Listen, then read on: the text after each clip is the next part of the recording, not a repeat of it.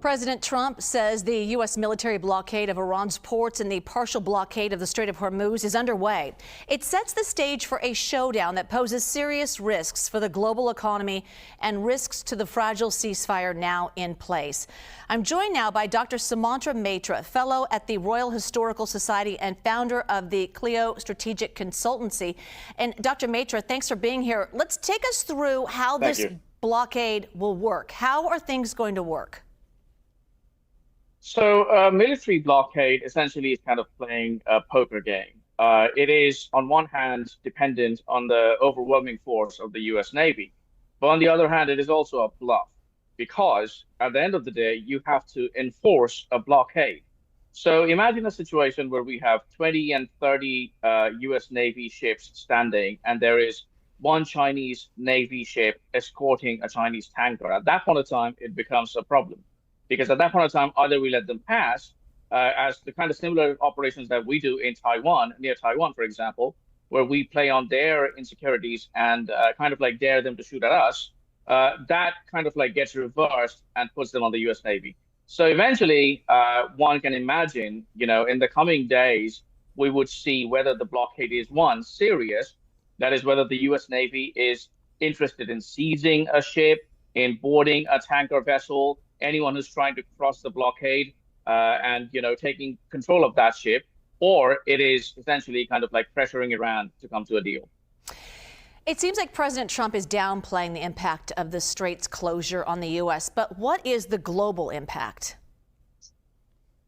The global impact is not good. The United States is sort of insulated from the global impact in a way because of geography and because the U.S. is fundamentally fuel independent.